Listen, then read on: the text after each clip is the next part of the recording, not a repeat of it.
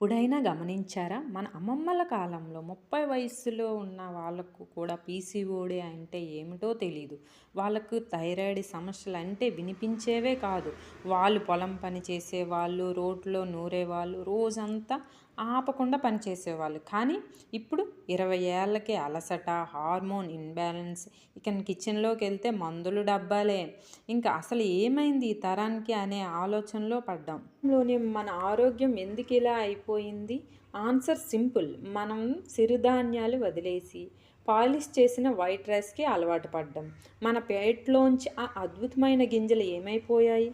కానీ ఒక్క నిమిషం, సిరిధాన్యాలు అంటే కేవలం రాగులు, జొన్నలు అనుకుంటున్నారు కాదు. మన పెద్దవాళ్ళు వాడిన 5 ప్రత్యేకమైన గింజలు ఉన్నాయి. వీటిని పాజిటివ్ మిల్లెట్స్ అంటారు.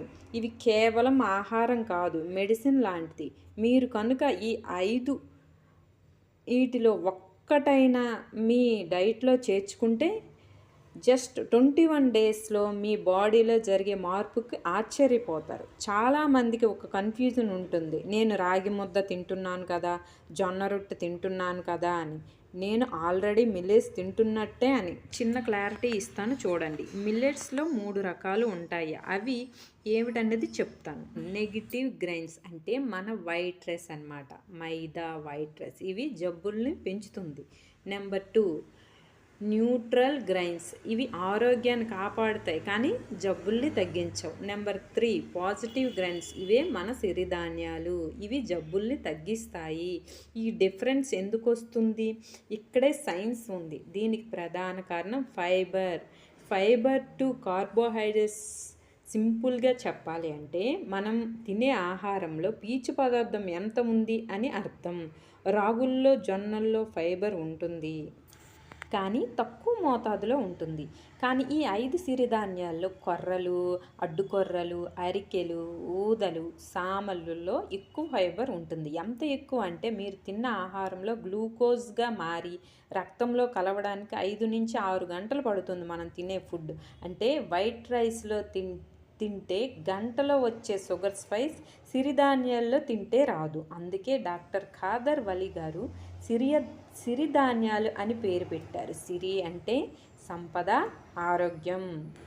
ఆరోగ్యం అనే సంపదనిచ్చే ధాన్యాలు కాబట్టి ఇవి సిరిధాన్యాలు. ఇప్పుడు చాలా ఇంపార్టెంట్ పార్ట్కి వచ్చాం. మన అమ్మమ్మల కాలంలో ఏ జబ్బుకి ఏది తినాలో బాగా తెలుసు.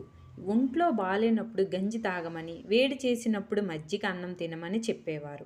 వాళ్ళకి సైన్స్ తెలియకపోవచ్చు కానీ వాళ్ళ అబ్జర్వేషన్ మాత్రం పర్ఫెక్ట్. ఈ రకంగా వాళ్ళ అలవాట్లు మంచివే కదూ. ధాన్యాలు ఒక్కొక్కటి మన శరీరంలో ఒక్కో వ్యవస్థను బాగు చేస్తాయి. నేను ఇప్పుడు ఒక లిస్ట్ చెప్తాను, కుదిరితే ఒక స్క్రీన్ షాట్ తీసుకోండి.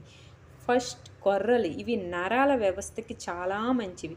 ఎవరైతే డయాబెటిక్స్ ఉందో వాళ్ళకు పనిచేస్తుంది. కాళ్ళ నొప్పులు అయినా, నరాల బలహీనత ఉందో వాళ్ళకి కూడా కొర్రలు అమృతం లాంటివి. రెండోది సామలు. ఇవి లేడీస్కి బెస్ట్ ఫ్రెండ్స్. ఎక్కువగా పీసీఓడి, థైరాయిడ్, హార్మోనల్ సమస్యలు ఉన్న వాళ్ళకి సామలు అమృతంలా పనిచేస్తుంటాయి. రిప్రొడక్టివ్ సిస్టమ్ని క్లీన్ చేయడానికి సామలు చాలా హెల్ప్ చేస్తాయి. ఇక అరికెలు. ఇవి రక్తాన్ని శుద్ధి చేస్తాయి. బ్లడ్ ప్యూరిఫికేషన్కి, కిడ్నీల ఆరోగ్యానికి అరికెలు చాలా ముఖ్యం. ఎవరికైతే తరచుగా ఇన్ఫెక్షన్ వస్తుంటాయో, ఇమ్యూనిటీ పవర్ తక్కువగా ఉంటుందో వాళ్ళు అరికెలు తినాలి. అరికెలు చాలా పనిచేస్తాయి. ఊదలు. లివర్ సమస్యలు ఉన్న వాళ్ళకి, జాండీస్ వచ్చి తగ్గిన వాళ్ళకి ఊదలు చాలా మంచివి. అలాగే మన శరీరంలోని సాఫ్ట్ టిష్యూస్ని ఇది బలంగా మారుస్తుంది. ఊదలు సాఫ్ట్ టిష్యూస్ని బలంగా మార్చడానికి ఉపయోగపడతాయి అన్నమాట. ఇకపోతే నెంబర్ 5 అడ్డుకొర్రలు. వీటిలో ఫైబర్ శాతం అన్నిటికంటే ఎక్కువ, దాదాపు 12.5%. ఎవరికైతే జీర్ణ సమస్యలు, కాన్స్టిపేషన్ లేదా హై బీపీ ఉందో వాళ్లకు అడ్డుకొర్రలు బెస్ట్ ఆప్షన్. చూసారా, ఇవి కేవలం ఫుడ్ కాదు, ఇది ఒక సైన్స్. మన బాడీలో ఏ పార్ట్ వీక్గా ఉందో దానికి సంబంధించి ధాన్యం తింటే ఆటోమేటిక్గా రిపేర్ చేయబడుతుంది.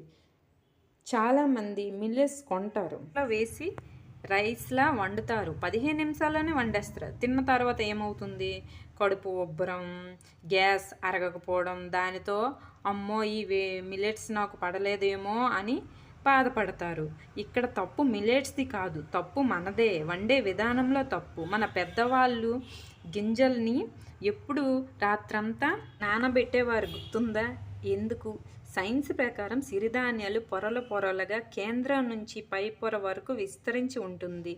మీరు దాన్ని నానబెట్టకుండా వండితే ఆ ఫైబర్ విచ్చుకోదు, సరిగా ఉడకదు, అది అరగదు.